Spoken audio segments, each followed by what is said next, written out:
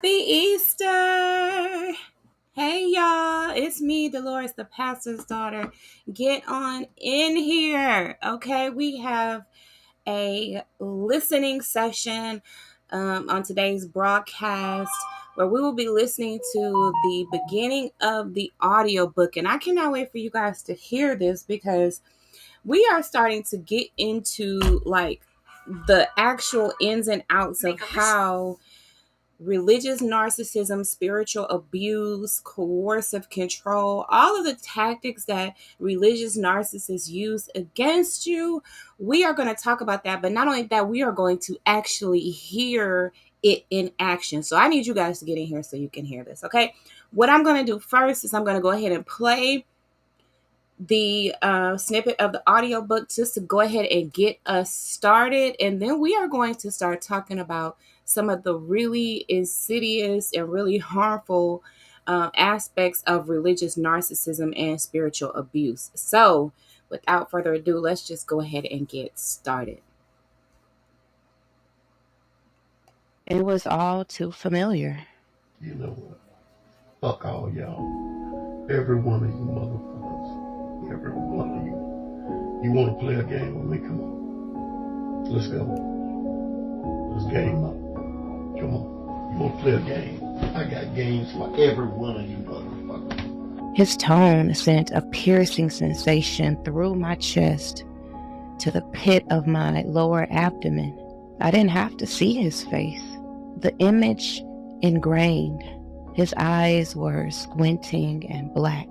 His lips would become paper thin and tight. His face would flush with fury.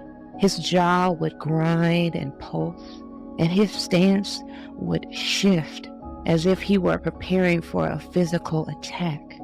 It was the voice of my father, the pastor, and it was all too familiar.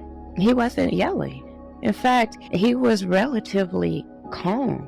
It was a cold calm that often disarmed people and weakened their defenses as his rage subtly increased.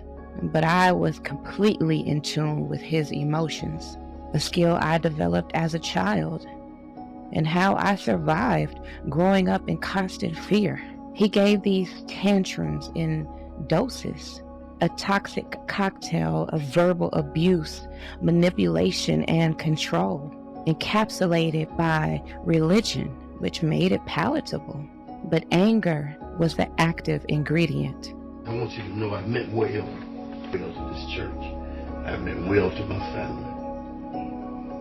Y'all don't deserve me. You won't get me another hour. You won't have me another hour.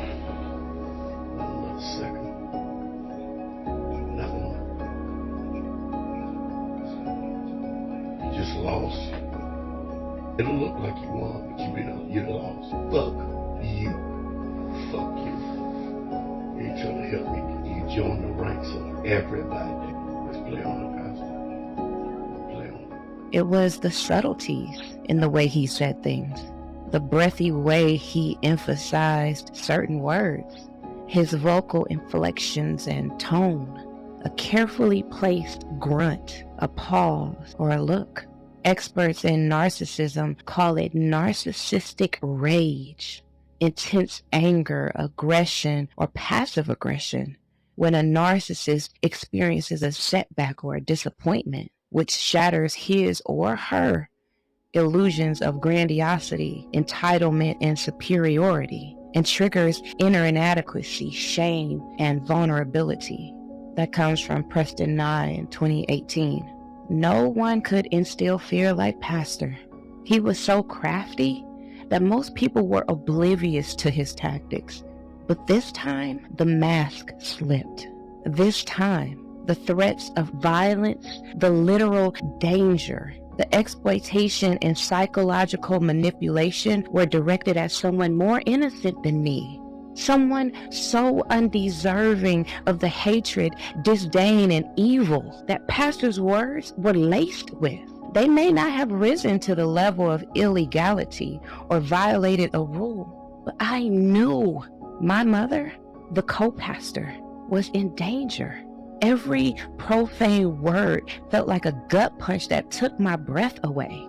I could feel the anger boiling in the pit of my belly, the exact spot where I experienced that inexplicable attack.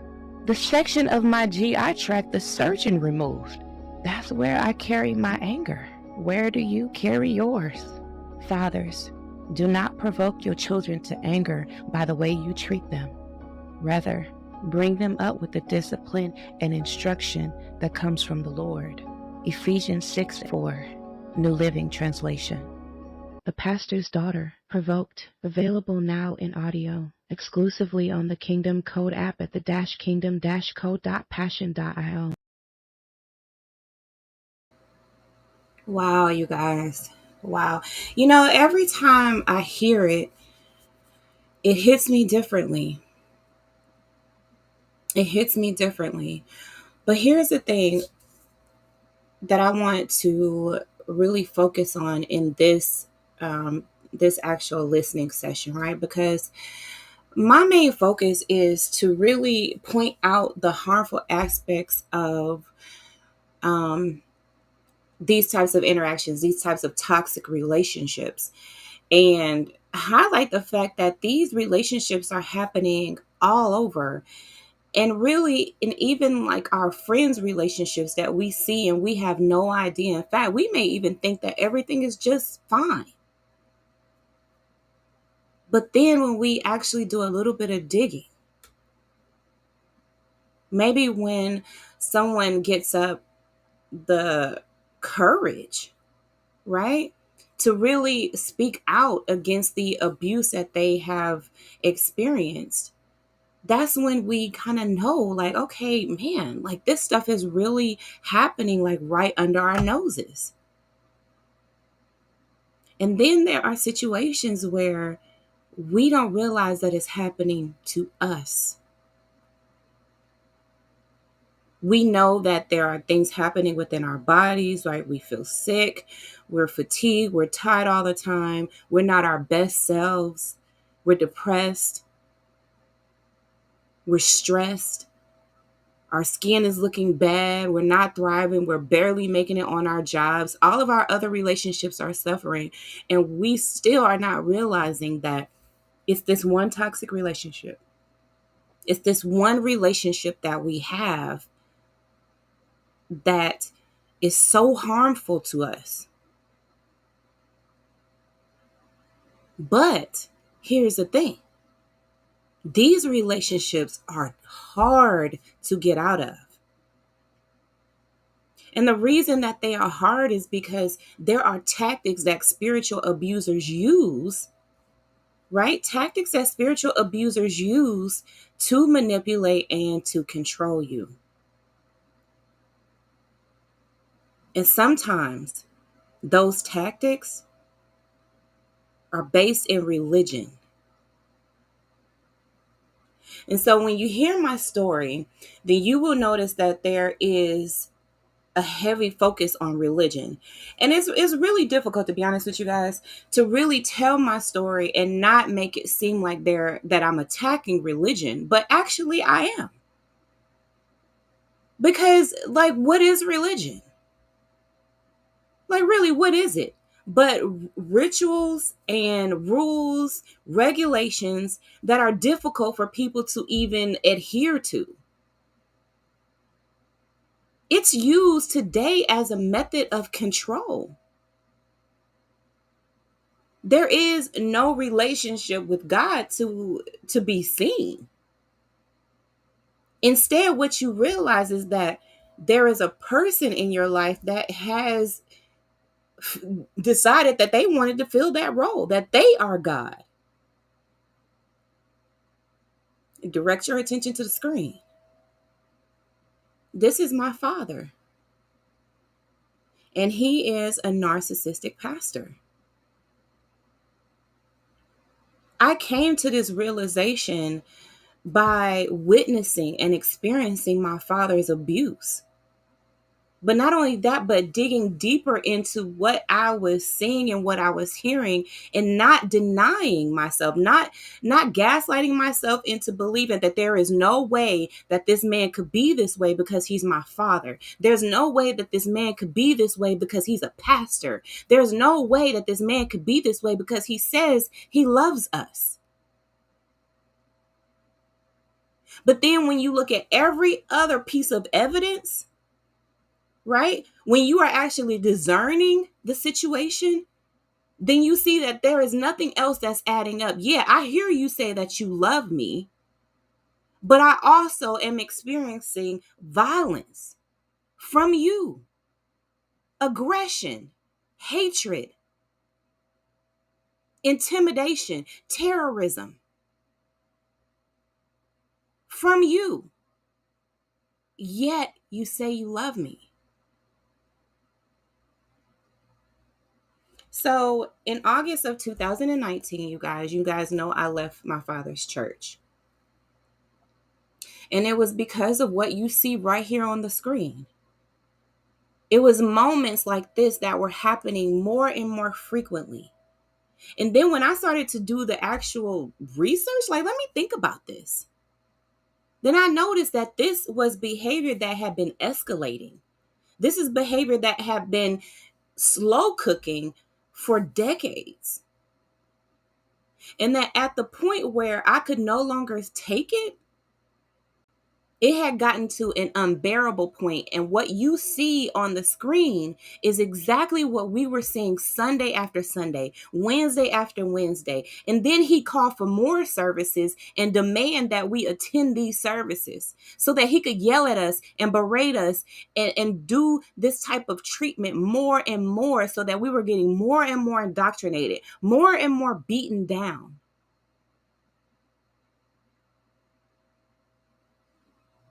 More and more beaten down as time progressed,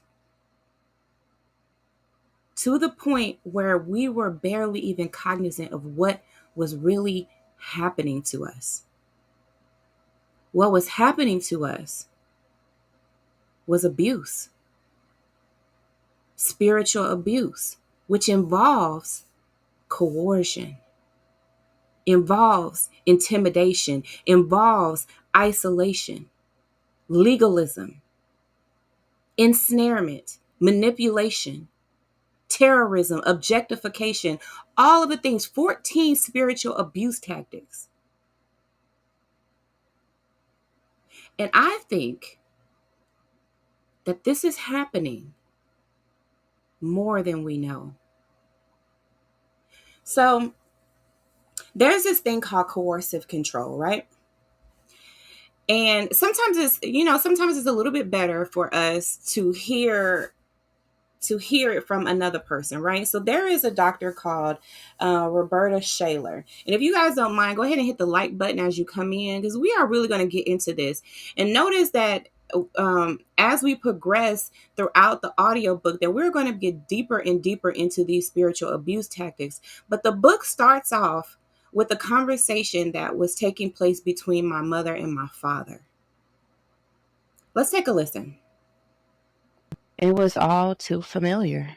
You know what? Fuck all y'all. Every one of you motherfuckers. Every one of you. You want to play a game with me? Come on. Let's go. Let's game up. Come on. You want to play a game? I got games for every one of you motherfuckers. His tone sent a piercing sensation through my chest to the pit of my lower abdomen. I didn't have to see his face. The image ingrained. His eyes were squinting and black. His lips would become paper thin and tight. His face would flush with fury. His jaw would grind and pulse, and his stance would shift as if he were preparing for a physical attack. It was the voice of my father, the pastor, and it was all too familiar. He wasn't yelling. In fact, he was relatively calm. It was a cold calm that often disarmed people and weakened their defenses as his rage subtly increased. But I was completely in tune with his emotions, a skill I developed as a child, and how I survived growing up in constant fear. He gave these tantrums in doses, a toxic cocktail of verbal abuse, manipulation, and control, encapsulated by religion, which made it palatable. But anger was the active ingredient. I want you to know I meant well to this church. I meant well to my family. Y'all don't deserve me. You won't get me another hour. You won't have me another hour. Not another second. Not one. You just lost. It'll look like you won, but you lost. Fuck you. Fuck you. You ain't trying to help me. You join the ranks of everybody. Let's play on it, Pastor.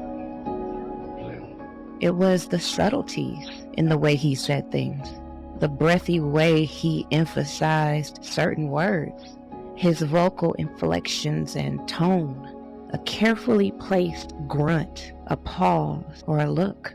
Experts in narcissism call it narcissistic rage, intense anger, aggression, or passive aggression. When a narcissist experiences a setback or a disappointment, which shatters his or her illusions of grandiosity, entitlement, and superiority, and triggers inner inadequacy, shame, and vulnerability. That comes from Preston Nye in 2018. No one could instill fear like Pastor. He was so crafty that most people were oblivious to his tactics. But this time, the mask slipped. This time, the threats of violence, the literal danger, the exploitation and psychological manipulation were directed at someone more innocent than me. Someone so undeserving of the hatred, disdain, and evil that Pastor's words were laced with.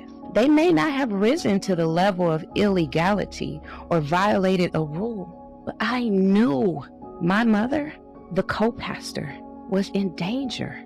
Every profane word felt like a gut punch that took my breath away. I could feel the anger boiling in the pit of my belly, the exact spot where I experienced that inexplicable attack. The section of my GI tract the surgeon removed. That's where I carry my anger. Where do you carry yours? Fathers, do not provoke your children to anger by the way you treat them. Rather, bring them up with the discipline and instruction that comes from the Lord. Ephesians 6:4, New Living Translation. The Pastor's Daughter, Provoked, available now in audio, exclusively on the Kingdom Code app at the -kingdom-code.passion.io.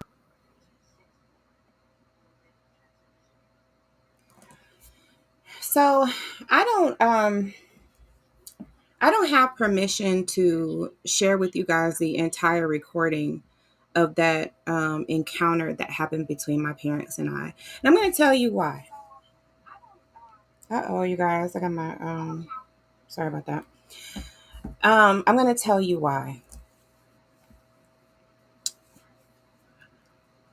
A lot of people, there are some family members who are a bit bothered by the fact that I obtained a recording of my parents.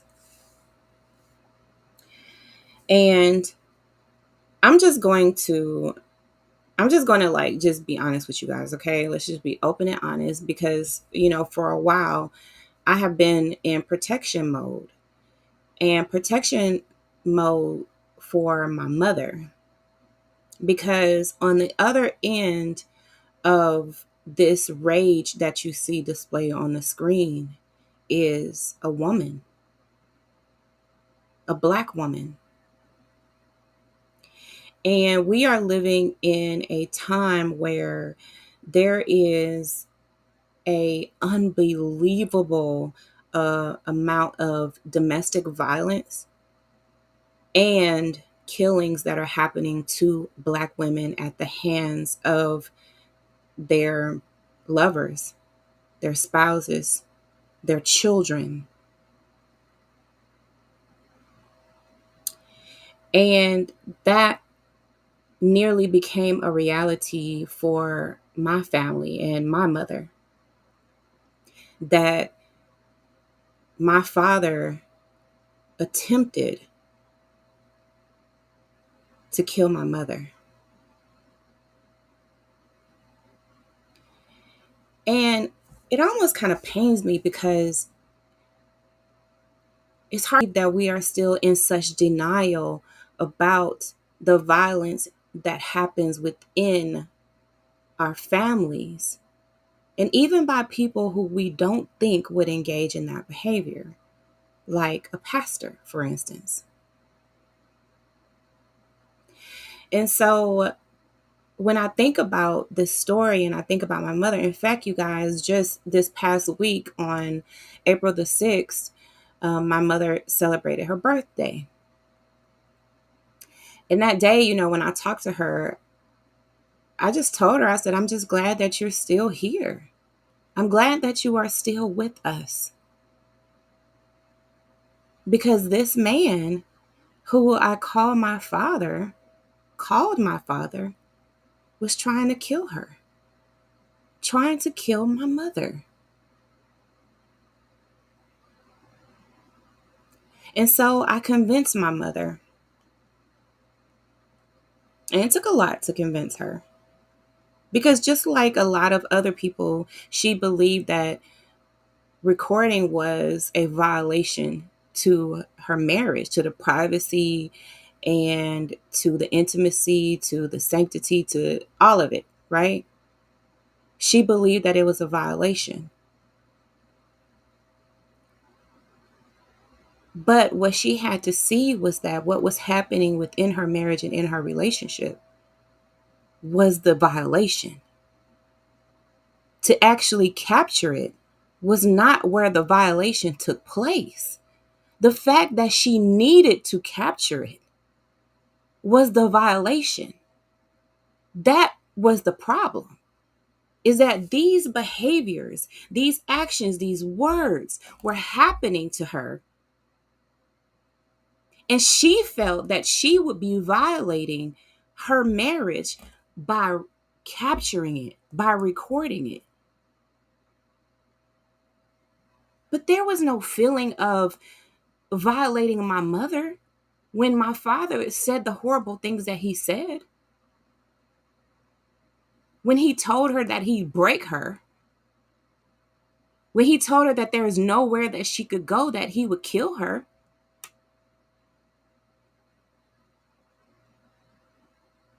And so, no, I don't have permission. In fact, the part of the book that does include the recording was actually me violating my mother and her desire for me not to share it. In all honesty, I violated her by doing that. But I felt it so important to give you guys a hint, just a little hint of what was truly happening. And trust me, it is just a little hint. The words that you heard, the fuck yous and the all you motherfuckers and all of this stuff, that came from that man right there on the screen, a whole pastor. And this is someone that we prop up in the Black community. This is someone that we support. We give our money, we give our time. We give our time, we give our effort, we give our prayers, we give support. Never even realizing that the people that we are actually supporting sometimes are the ones who are doing the most harm, that are doing harm at all. That was my reality, you guys. And so my mother's birthday just passed. And all I could think about was how this man tried to take her from us. Some of you don't have your parents anymore. Some of you, your parents have died, right? Prayerfully by natural causes. Hopefully it was because of their own behavior, because maybe they were eating wrong or whatever. Their heart gave out. I don't know. But I would like to think that is at least a better way to go than your other parent trying to kill your parent. And then on top of that, would say that it's God, would continue to preach and continue to claim that he is doing God's work. That is a sickness and a mental illness that has become us in our community, which really I don't even want to be a part of anymore. I don't want to be a part of the church community or the Black community, to be honest with you, because it promotes dysfunction. And I don't see how we can ever get to a place in our community, our culture, and in our families, in our churches, where we are able to stop these types of things from happening if we don't have people like me, people like my mother, who almost lost her life to capture it.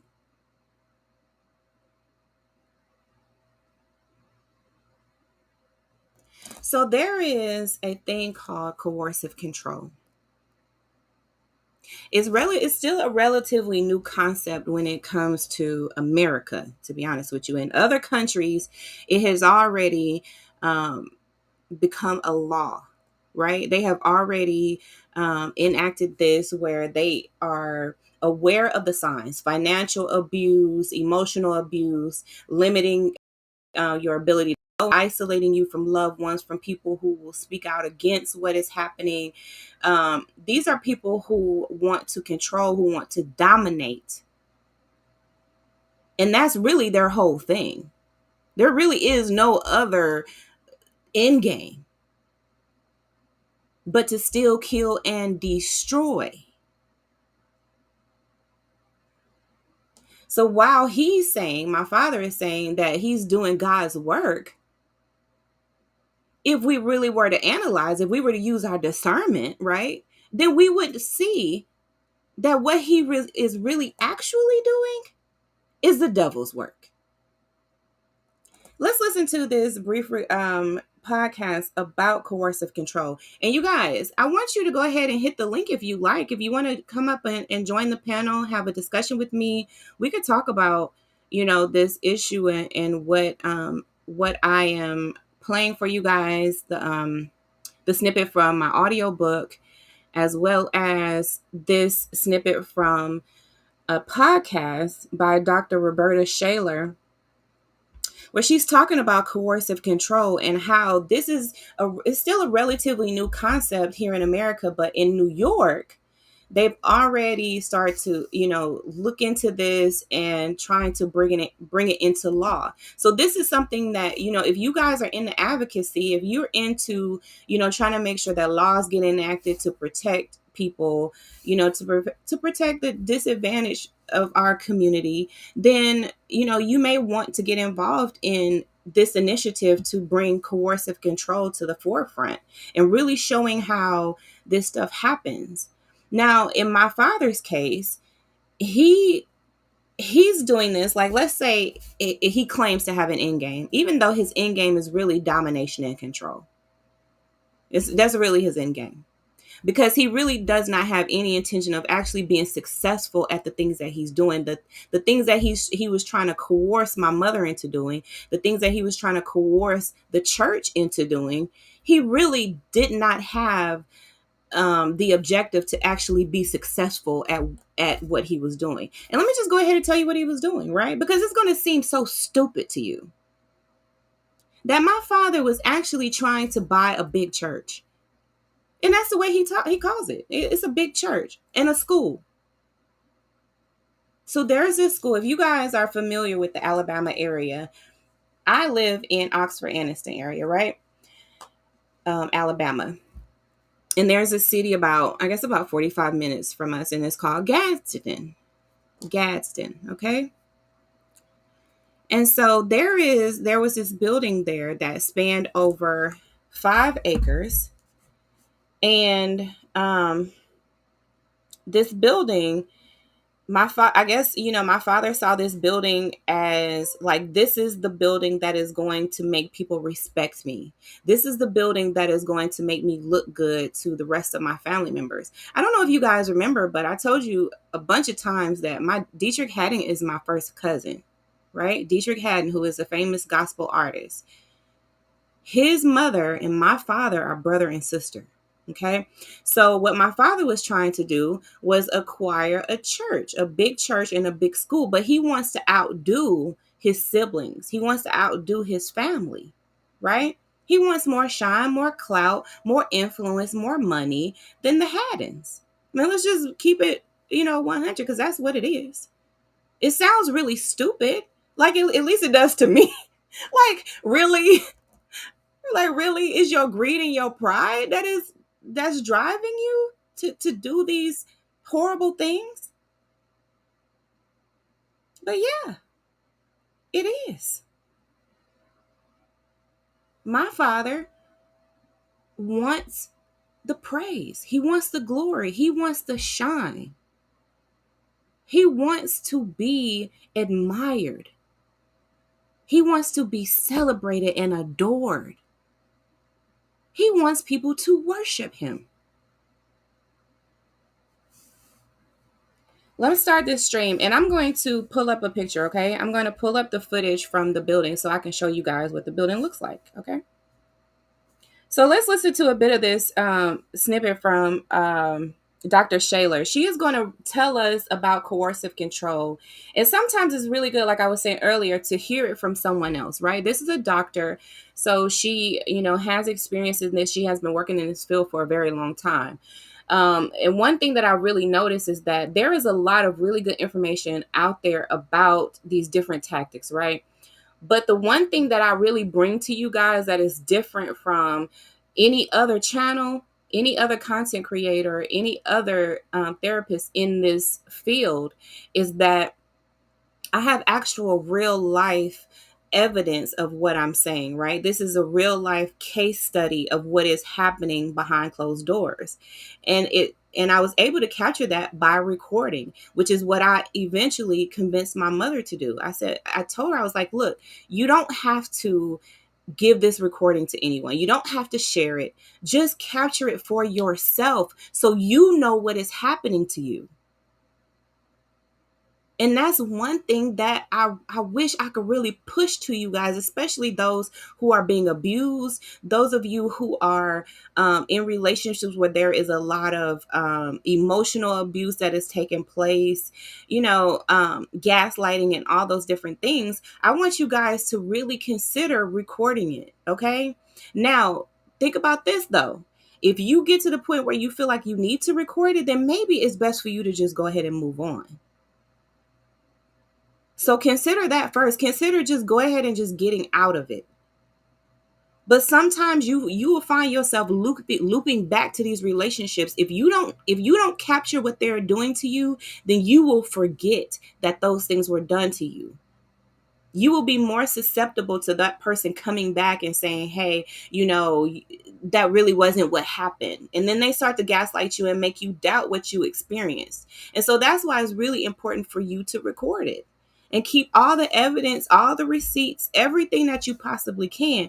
But again, if you find yourself in these types of relationships, you really should just go ahead and get out if you can.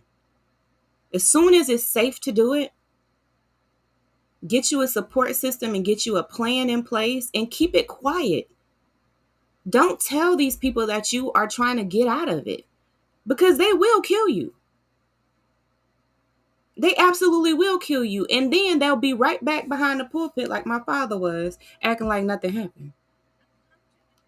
Let's take a listen to this.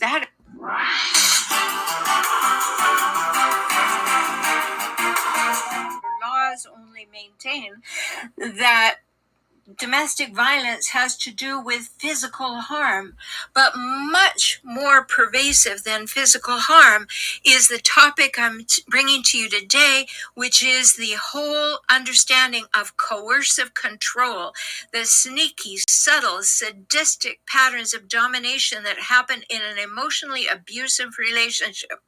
You need to know these things. You need to recognize them. You need to call them when you see them, and you need to know when to move away from them. So today you're going to have a full understanding of what coercive control looks like, sounds like, feels like, and you will know whether or not that's what's happening in your relationship. Stay tuned. Welcome to Save Your Sanity, help for handling hijackals, those difficult, toxic, and often disturbing people in your life. I'm Dr. Rhoberta Shaler, the Relationship Help Doctor, and I'm here for you. You'll get the insight, skills, strategies, and support to stop tolerating verbal. Now, I highly recommend that you guys go and subscribe to her channel and listen to this really great information that she has. And then her delivery, I love her delivery. I love how she delivers it in such a kind and caring way. You could tell that she is really compassionate. Even when you guys are listening to things about narcissism and stuff like that, you really have to be careful who you are listening to. Okay. Now, I know people have always, that whole a broke clock is right twice a day thing and all that stuff, right? But also consider really guarding your ear gate, right? Really guarding who you listen to, because you have to be aware that in this day and age, right, there is a lot of deception going on. So while a person is giving you maybe some really good information about narcissism and about different things, right, they could also be slipping in some very harmful things in the midst of all the good information that they are telling you. And because a lot of us are really lacking in our discernment, right? We really have not exercised that muscle. We don't really know how to discern truth from lies and stuff like that. It's really important that we just go ahead and cut it off until we can really increase our discernment and learn how to decipher what's good, the meat from the bones, basically, right? So you have to be able to decipher what's really good information for you to hold on to and keep, and what needs to be discarded, what could be harmful to you. Okay. So I really want you to consider who you are listening to. Obviously, I recommend her. I've listened to several of her videos over the years, and I haven't heard anything, that leads me to believe that there is anything harmful coming from her. That she delivers things in a very caring way, which is what a lot of us need who have been abused, especially when we have suffered from emotional abuse. It's really hard for us to take information from some people because of their delivery and because of what we have been, what we've been exposed to, as far as like really breaking us down emotionally. Okay. So just remember that as you are listening to people, there's this, never mind, I won't get into that, but just be careful. Okay, you guys, let's continue. It's happening now, or it happened to you in the past, maybe by a parent, partner, ex, relative, or even a coworker. Time to take life back, to recover yes, I'm and back to on here, rediscover you, your values, dreams, desires, and realize them in healthy ways in healthy relationships. I'm so glad you're here. Jump up on the stream, honey. Hit the link. I put it in the comments. I put the link in the comments. You guys are welcome to go ahead and hit the stream.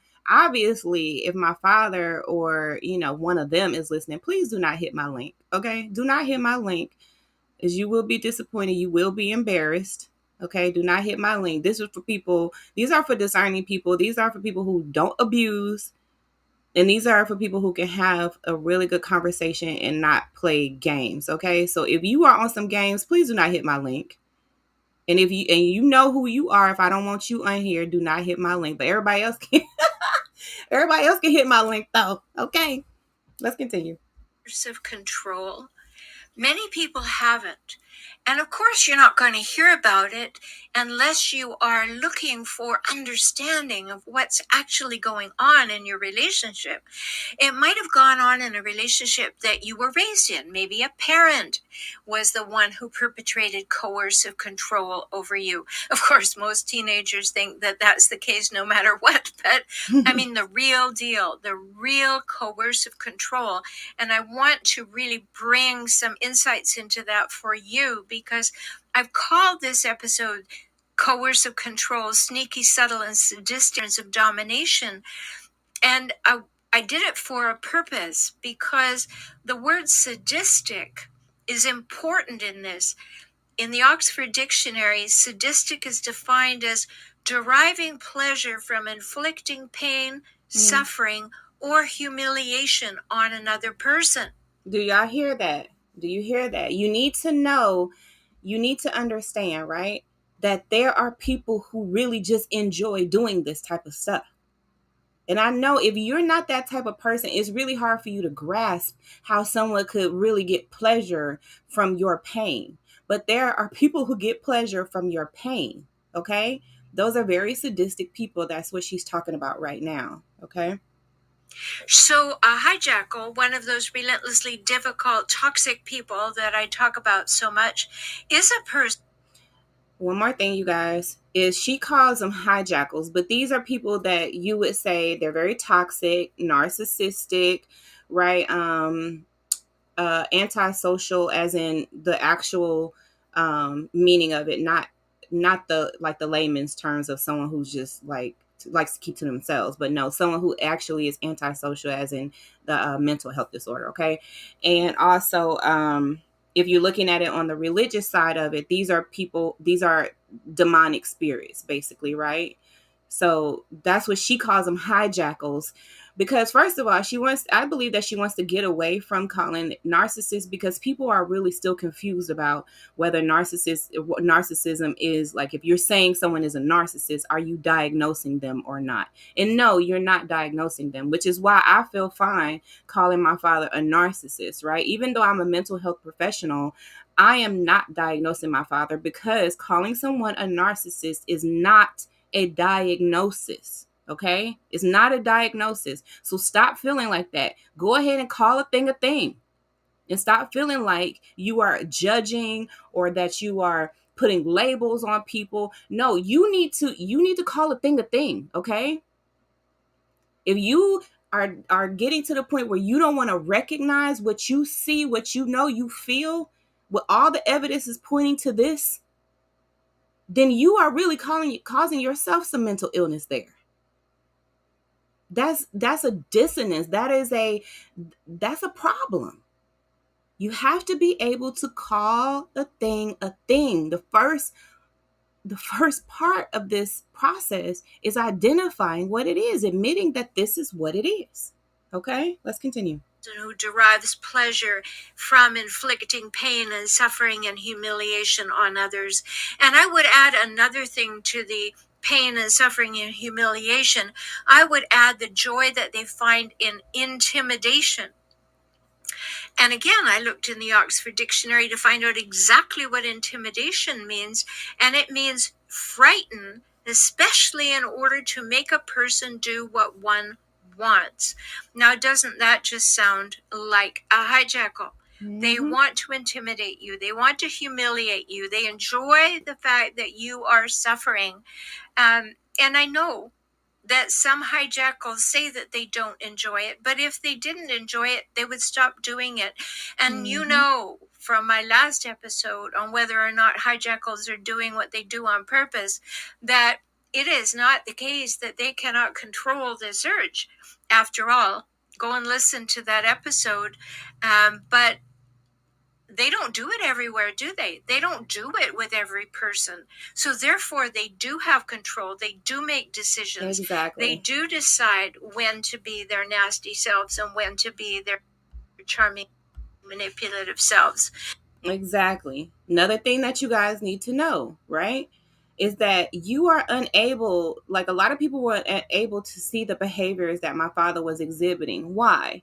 Because he's able to turn it on and off. He knows who to do it in front of, and he knows who not to do it in front of. that means he's very much aware of what he is doing because he can turn it on and off. Right? And just as she said, if he didn't enjoy the sadistic behavior that he was engaging in, he simply would not do it. But he enjoys it. Let's continue. And so that's important to know. So coercive control, this is a term that was coined by a man called Evan Stark, and he wrote a book about it. And I got really interested in a paper that he wrote. And for those of you who like to look things up, it's called Representing Battered Women, Coercive Control and the Defense of Liberty. And so I started.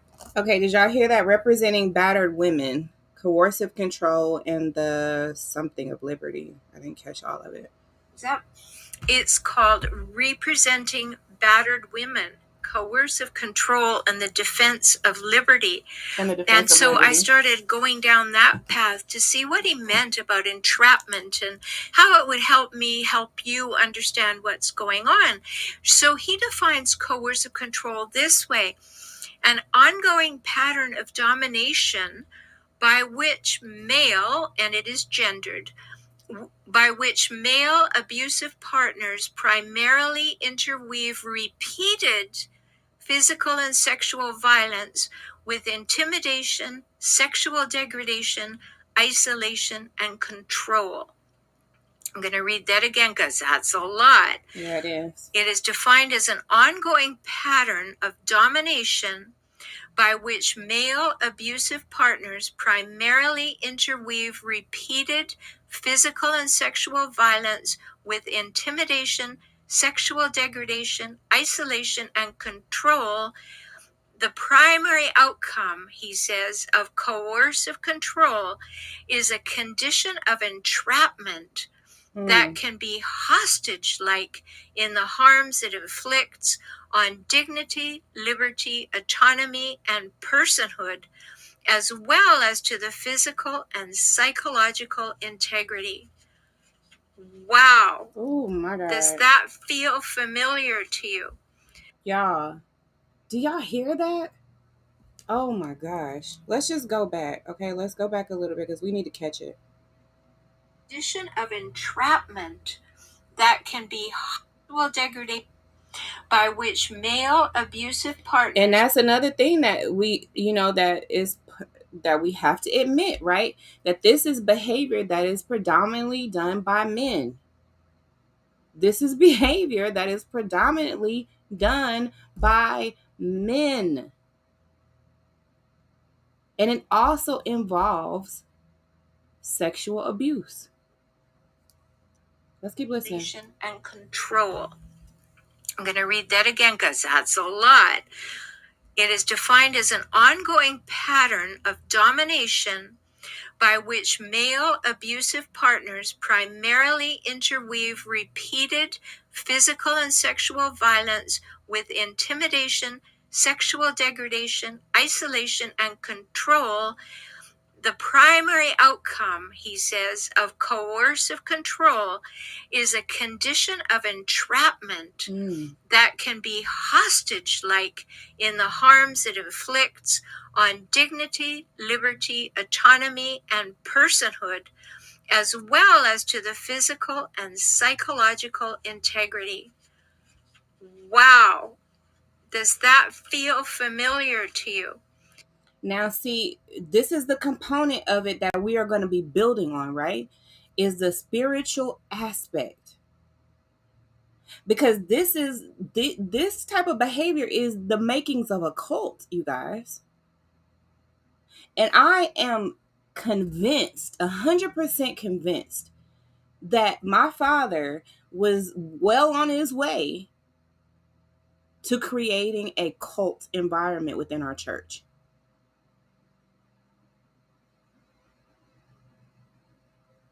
Did y'all hear me? The man that you see right there on that screen. And the only reason that he was not able to do what he really wanted to do is because he had discerners. in his congregation? Me. And I wasn't going. My husband wasn't going. My children wasn't going. We weren't buying it. We were like, and even though we didn't know what was truly happening, we knew that it wasn't right. We knew that it didn't sit well in our spirit. And we knew that this behavior, if left unchecked, if there is no one speaking truth to power, right? If there is no one saying, look, you are doing the wrong thing here. No one's willing to step to my father and tell the truth. And then when that truth isn't heard or respected or listened to, then leave. That's what we had to do. And it sounds super easy, though, the way I'm saying it, but it wasn't easy at all. It wasn't easy at all. And a lot happened since then.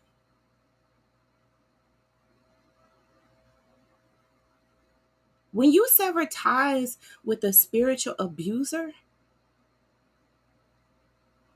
it's like a piece of your soul is leaving too.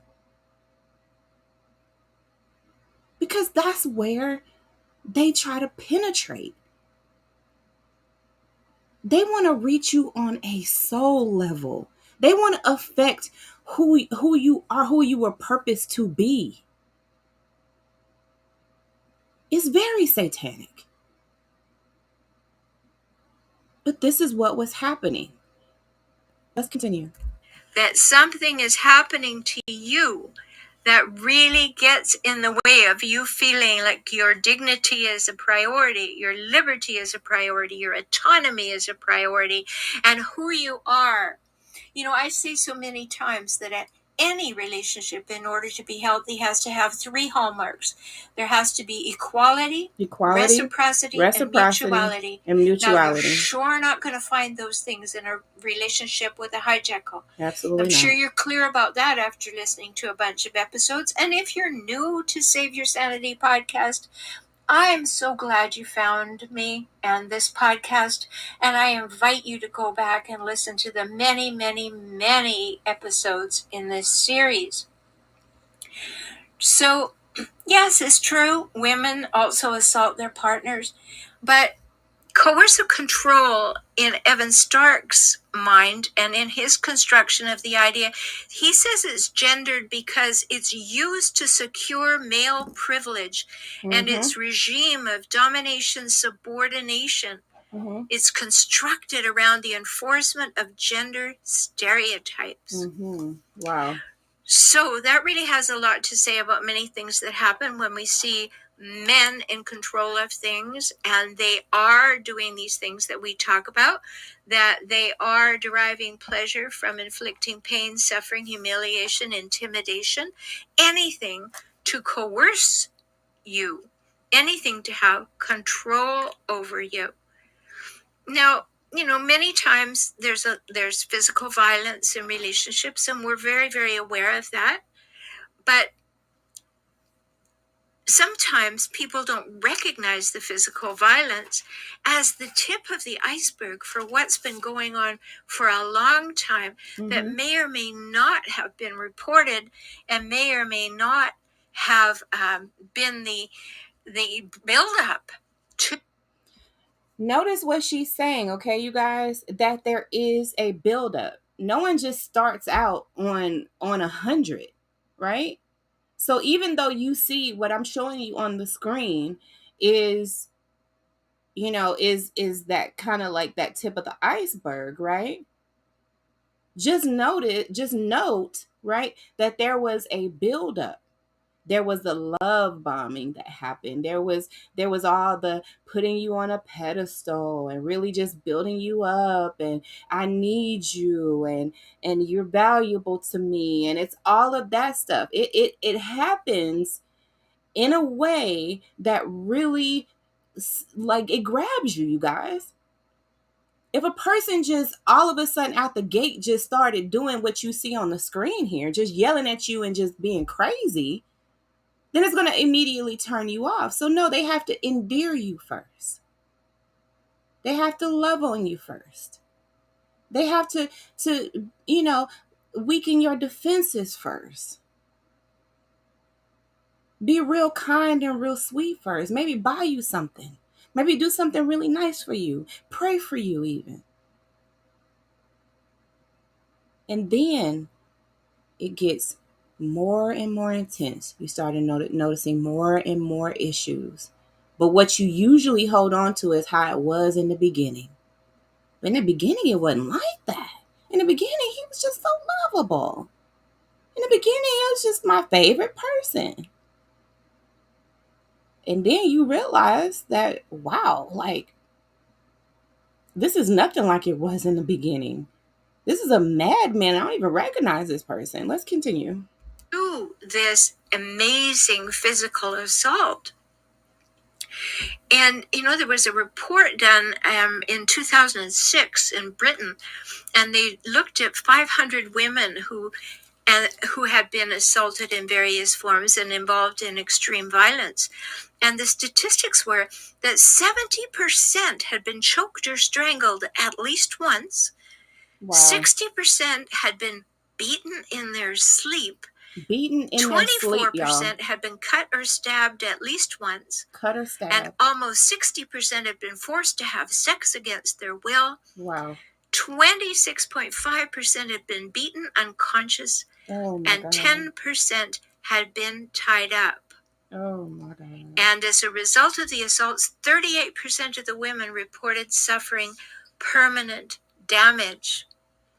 Now, you guys have already heard me. If you guys have been following my story, then you know.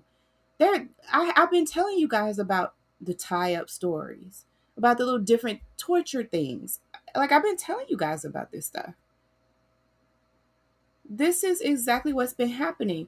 But my situation actually gives you guys a fly on the wall experience, right? It gives you a vantage point where you can actually see what Dr. Shaler is saying right now. All of these behaviors, I can show you evidence of them,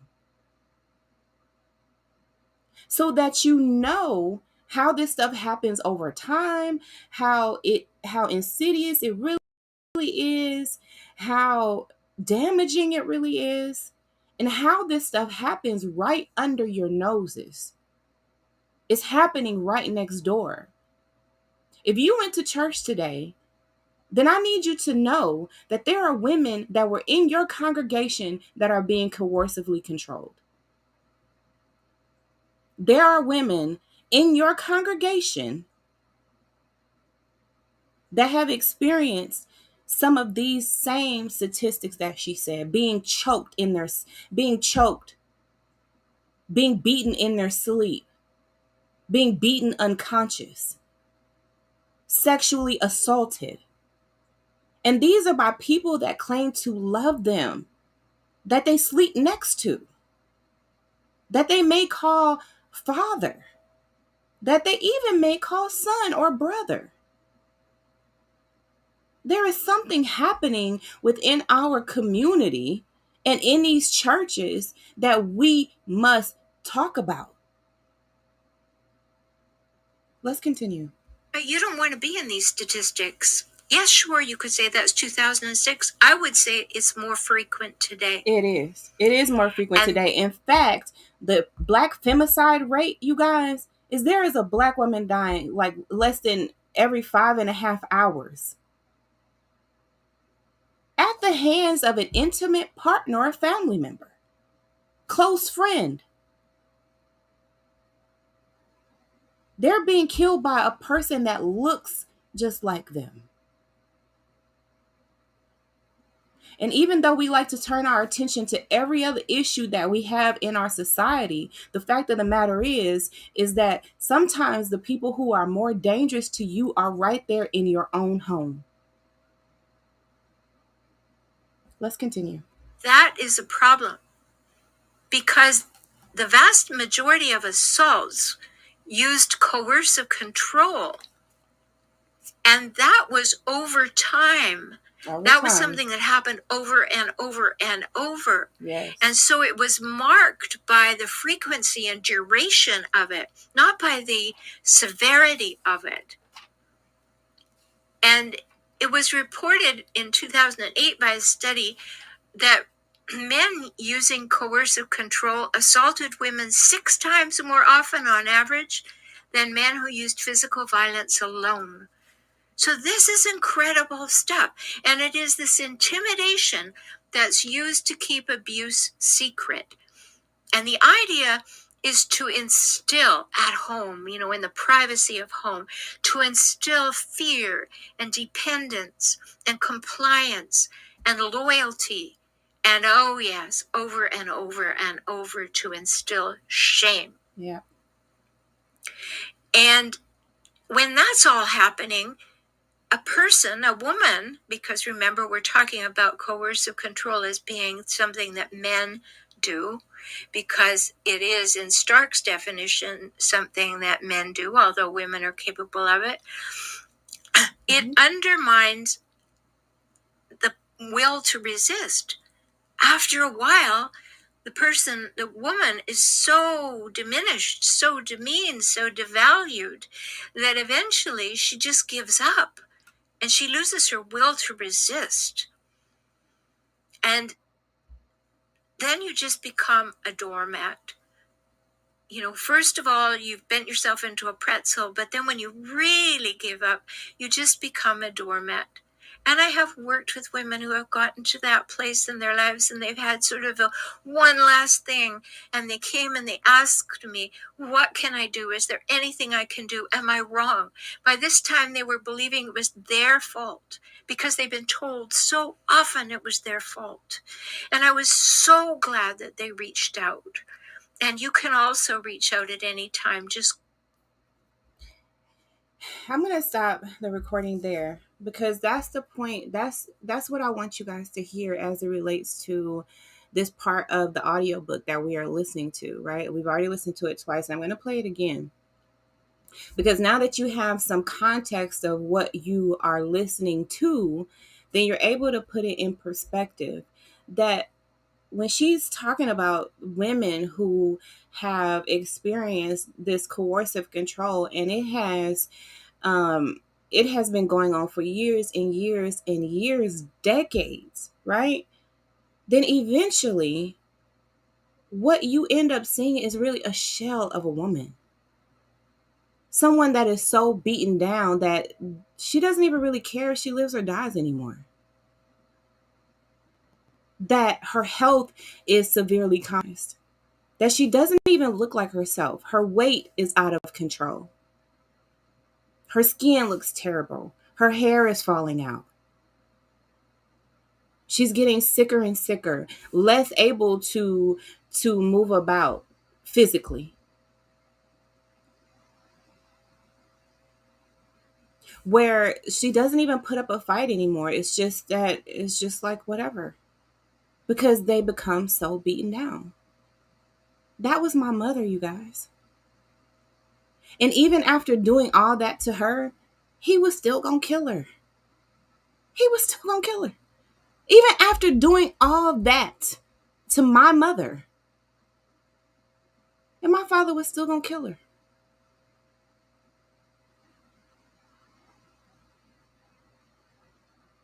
And that's how severe this stuff gets. That is why it's important for us to use our discernment. Because even your discernment, you using your discernment can help to save another woman's life. Just like it did in my own family. Just like how it saved my mother. And these things were happening behind closed doors, but they were also happening in the church. And that's what I was able to capture. I was able to capture what was happening in the church and what my father was doing to me. But then my mother, I could see that she was just, y'all, my mother was looking bad. She was looking bad. And I could tell like that if he didn't actually kill her, then she was just going to die from the stuff that he was doing to her. Like if he didn't just directly just go ahead and just take her out, that she was being taken out slowly anyway. Because my father was beating her down. That's what coercive control does. So when you hear this snippet from the beginning of my book and how I started the book, and each book in the series is going to uncover more and more of this plot to kill my mother. And it's just how I had to uncover it. It was stuff that was revealed to me over time in the different recordings that I had. When I would go back and listen to them, then I started hearing things that my father was saying that I didn't hear before. That yes, this man had a plan. He had a plan, y'all.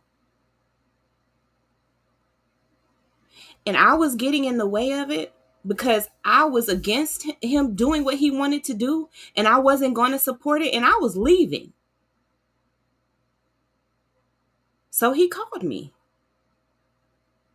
He called me and he tried to use those very same tactics on me. Except I wasn't in the house with him. I don't sleep with him. I have my own husband. I already have a man that I'm submitted to, that I listen to, that I honor and respect, that protects and provides for me. But in the beginning, my father fully thought that he would be able to use these same tactics on my husband and be able to control what my husband was doing. He'd done it in other people's lives, in other people's families in the church, causing breakups and everything else because of his division. And so when we listen to this snippet of the recording again, I want you guys to listen now with a different ear, right? Listen and discern the different tactics of coercion that you hear that are taking place in this private recording. And then I want you to hear what I said and how I was able to discern these patterns within my father. And it was those two factors coming together and using facts, observations, and experiences, using intuition and the Holy Spirit to make a decision to leave this very harmful, toxic situation that my mother almost died in. Let's take a listen.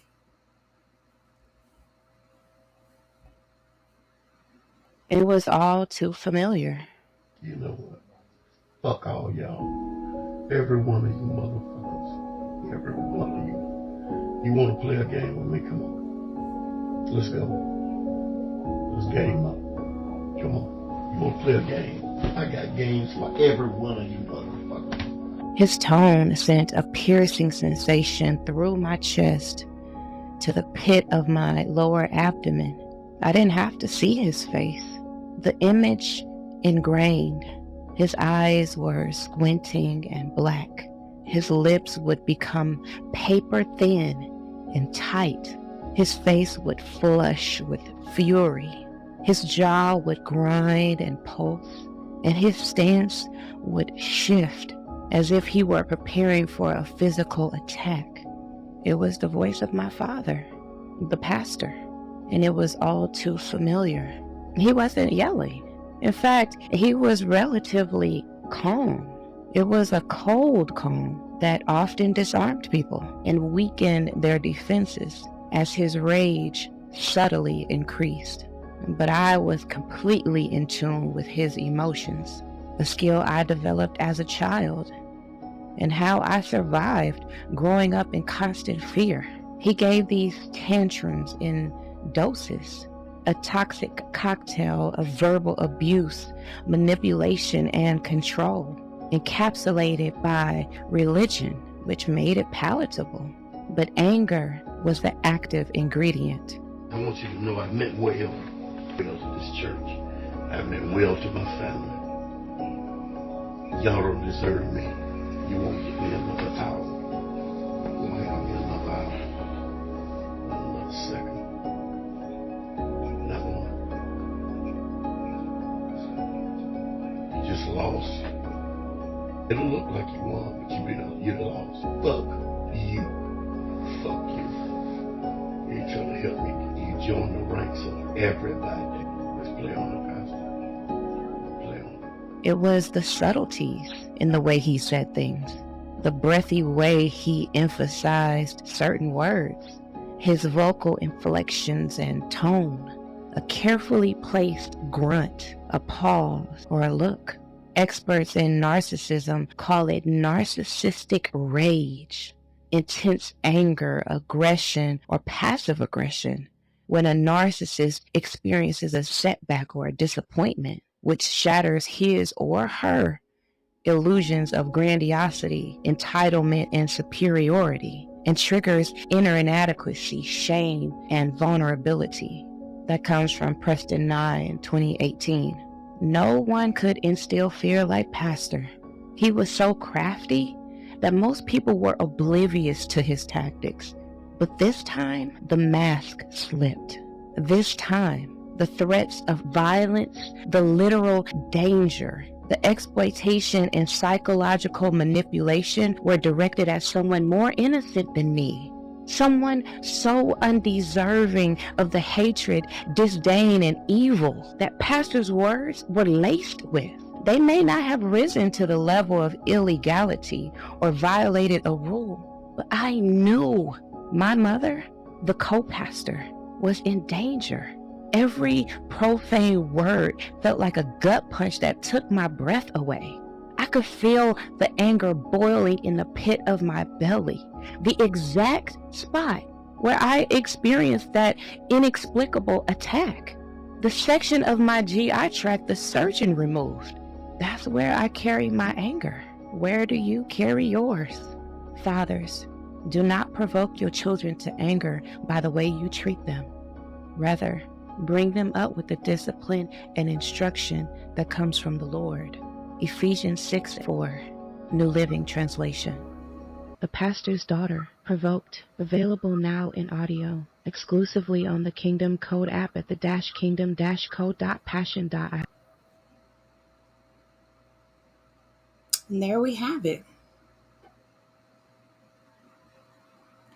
The harmful effects of coercive control and how it could be so subtle.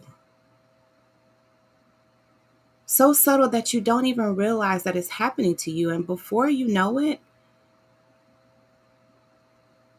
you're not even yourself anymore.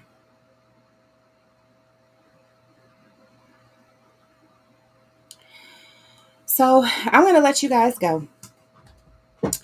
But if you are just tuning in and you need to go back and listen to this video and really kind of get an understanding of how coercive control can happen and how the thing is really happening right under our noses, right? In our families, in our communities, in our churches. And, we really don't realize it, but they are extremely harmful.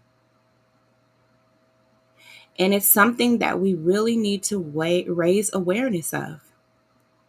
And so you guys, you know that my audiobook is available now. So I want you to go ahead and grab it. Go ahead and listen to it. It's available exclusively on my app. The app is entitled The Kingdom Code. Okay. And so we're going to even talk about that because you know how in our community, we always talk about code and being on code, right? But see, the Kingdom Code stands for a community of discerners everywhere, community of discerners. And that's the only code we need to be on, y'all. That's the only code because if we are using our discernment in every decision in every area of our lives, then we can trust that we are making the best decisions for ourselves, those around us, in our world in general, right? We can be sure that we are making the best decision for ourselves, for those around us, and for our world. And I would submit to you that that is a skill that is extremely lacking. And no, you don't have to be on this high spiritual journey, be super religious to have discernment. Okay? But we're going to talk about all of that. We're going to get right into the nitty gritty of what discernment is and how we can use discernment to really protect ourselves from these harmful situations and these toxic relationships. Okay. So you guys go ahead and grab my book. It is available now right there on my app. If you are not ready to purchase the book yet, let's just say you want to just get a sample, a few episodes, then go ahead and get you a basic membership. It is a free membership. It gives you some really good information about discernment, about spiritual abuse. Also, you get a couple of free episodes of my audiobook that's really going to let you know what it's all about. And I'm sure after that, you're going to want to go ahead and get the audiobook. Okay. But in the meantime, just go ahead and sign up on my app. That gives me good contact information for you so that, we are steady building this community.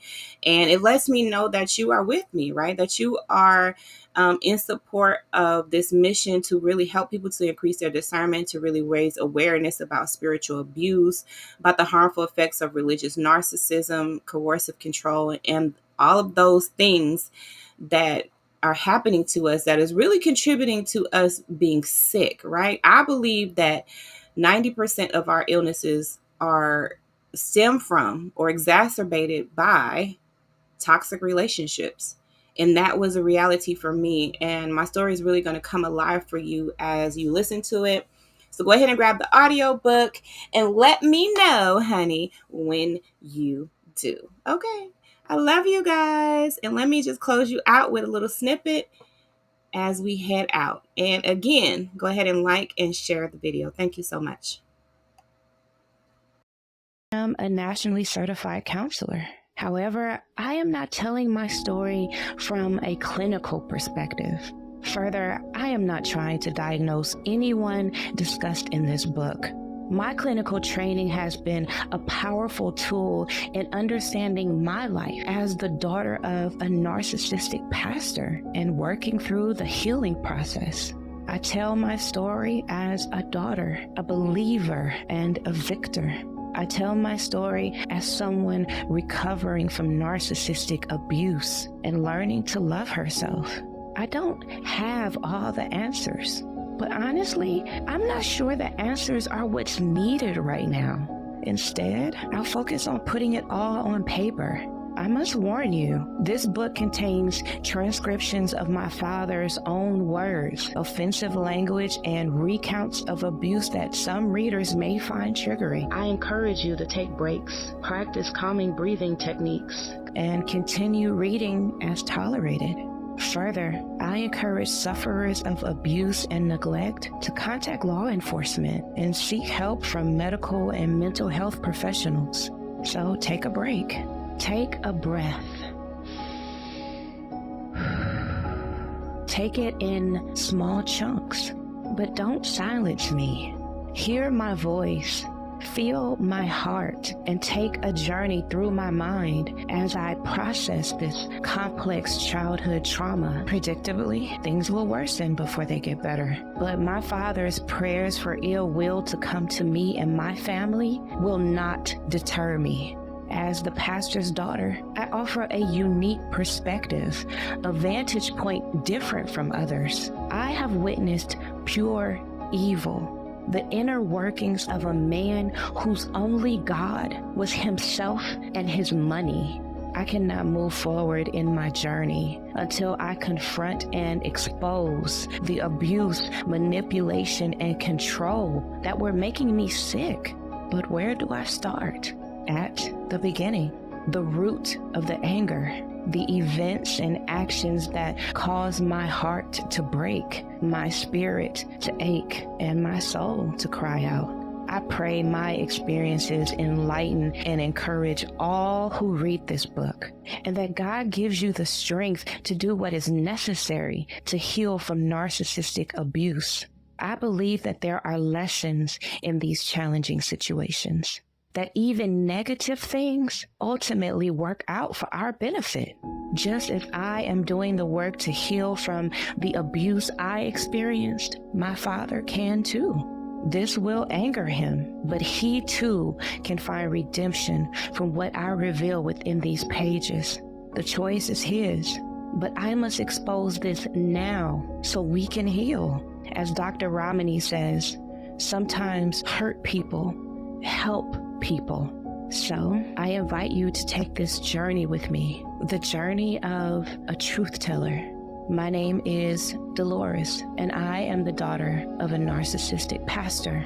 That's my reality, and this is my story. The Pastor's Daughter, Provoked, available now on audio, including exclusive audio recordings. Listen now on the Kingdom Code app, thekingdomcode.passion.e